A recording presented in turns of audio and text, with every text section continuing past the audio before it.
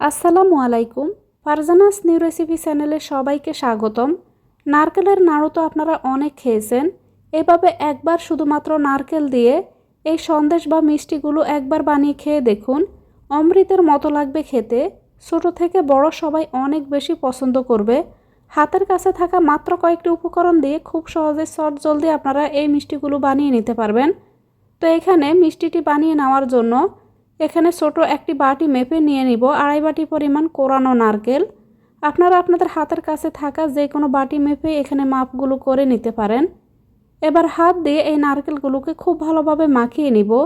যতক্ষণ না পর্যন্ত এখানে নারকেল থেকে নারকেলের দুধটা বের হবে ততক্ষণ পর্যন্ত এখানে নারকেলগুলোকে হাত দিয়ে খুব ভালোভাবে এভাবে মাখিয়ে নিতে হবে।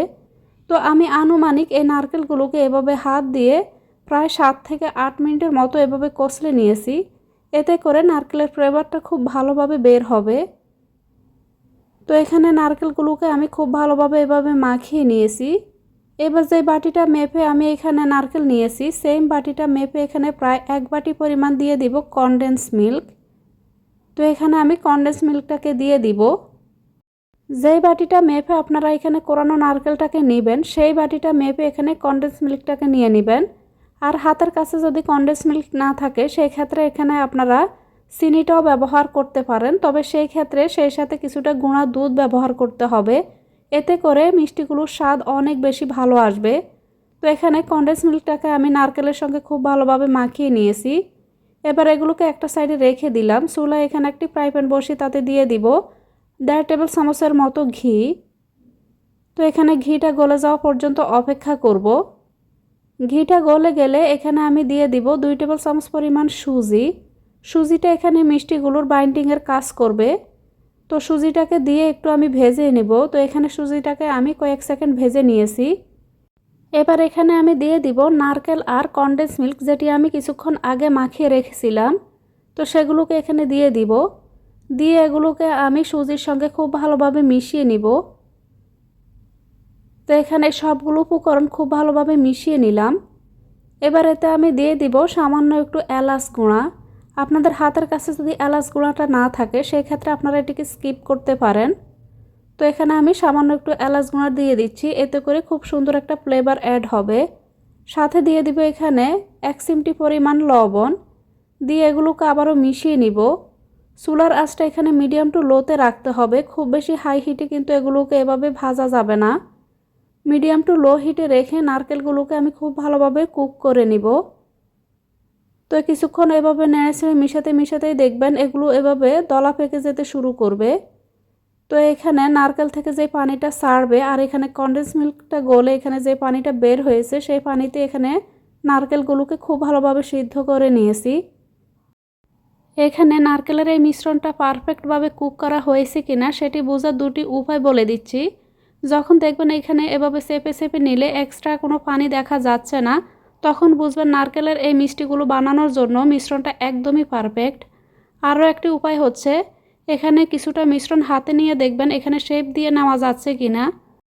যখন দেখবেন ইজিলি আপনারা শেপটা দিতে পারছেন তখন বুঝবেন এখানে এই মিশ্রণটা পারফেক্টভাবে তৈরি করা হয়ে গিয়েছে। তো এই পর্যায়ে আমি চুলার আঁচটা বন্ধ করে দিয়েছি। এবার এই মিশ্রণটাকে একটা বাটিতে নিয়ে নিব। তো এখানে সম্পূর্ণ মিশ্রণটাকে একটা বাটিতে নিয়ে নিলাম। এবার এগুলোকে আমি কিছুটা ঠান্ডা করে নিব। তো এখানে এই মিশ্রণটা হালকা কুসুম গরম আছে, এখন কিন্তু অনেকটাই ঠান্ডা হয়ে গিয়েছে। তো এই পর্যায়ে আমি মিষ্টিগুলোকে বানিয়ে নিব। আপনারা কিন্তু পুরোপুরি ঠান্ডা করেও কিন্তু মিষ্টিগুলোকে বানিয়ে নিতে পারেন। এতে করে কিন্তু নারকেলের এই মিশ্রণটা কিন্তু একেবারে শক্ত হয়ে যাবে না। আবার চাইলে হালকা কুসুম গরম থাকা অবস্থাতেও আপনারা মিষ্টিগুলো শেপ দিয়ে নিতে পারবেন। এখানে সন্দেশ বা বরফিগুলোকে বানিয়ে নেওয়ার জন্য দুটি ভিন্ন ডিজাইনের আমি কুকি কাটার নিয়েছি। তো এখানে দুটি কুকি কাটার দিয়ে আজকের এই মিষ্টিগুলোকে আমি বানিয়ে নিব। একটি কুকি কাটার এখানে একটা বাটির উপরে রেখে আমি তার মধ্যে কিছুটা নারকেলের মিশ্রণ নিয়ে নিলাম। আঙ্গুল দিয়ে চেপে চেপে এটিকে সেট করে নিয়েছি। এবার চারপাশে থেকে হালকাভাবে এভাবে চাপ দিলে দেখবেন খুব সহজে নিচ থেকে এই ডিজাইনটি তৈরি হয়ে যাবে।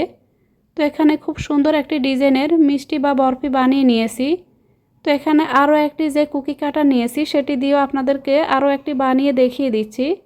আপনাদের হাতের কাছে যদি কুকি কাটার না থাকে সেই ক্ষেত্রে আপনারা কিন্তু যে কোনোভাবে আপনারা চাইলেই কিন্তু আপনারা আপনাদের পছন্দ মতো শেপ দিয়ে মিষ্টিগুলোকে বানিয়ে নিতে পারেন, অথবা চাইলে এভাবে মিশ্রণটা তৈরি করে আপনারা নাড়ু শেপ দিয়েও কিন্তু গোল গোল করে মিষ্টিগুলোকে বানিয়ে নিতে পারেন। খেতে কিন্তু একই রকম লাগবে। এখানে এই সন্দেশ বা মিষ্টিগুলোকে অনেক বেশি লোভনীয় লুক দেওয়ার জন্য এখানে এরকম ডিজাইন করে নিচ্ছি। অথবা আপনারা যদি এখানে নাড়ু শেপ দিতে না চান, অথবা আবার এখানে যদি চাইলে এরকম কুকি কাটার দিয়ে ডিজাইনটা করতে না চান, সেই ক্ষেত্রে আপনারা মিশ্রণটাকে চুলা থেকে নামিয়ে সরাসরি এখানে যে কোনো একটা স্কোয়ার বাটিতে নিয়েও কিন্তু সেট করে কিছুটা ঠান্ডা হলে এগুলোকে স্কোয়ার শেপে কেটে নিতে পারেন। এতে করেও কিন্তু মিষ্টিগুলো দেখতে সুন্দর লাগবে। তো এখানে আমি কয়েকটি মিষ্টি বানিয়ে নিয়েছি, ঠিক একইভাবে বাকি সবগুলো মিষ্টি বা বরফে আমি বানিয়ে নিব। আকর্ষণীয় এই নারকেলের মিষ্টি বা সন্দেশগুলো বানানোর জন্য নারকেলের এই মিশ্রণটাকে আমি যেভাবে বানিয়েছি ঠিক একইভাবে নারকেলের এই মিশ্রণটাকে বানিয়ে আপনারা চাইলে কিন্তু পাটিসাপটা পিঠার মধ্যে ব্যবহার করতে পারেন, অথবা শীতকালীন যে কোনো পিঠার মধ্যে এভাবে আপনারা নারকেলের পুরটা ব্যবহার করতে পারেন।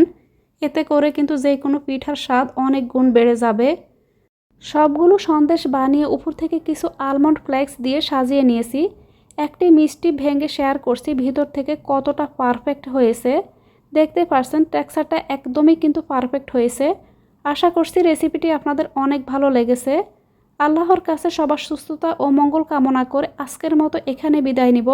রেসিপিটি ভালো লাগলে লাইক, কমেন্ট ও শেয়ার করতে ভুলবেন না।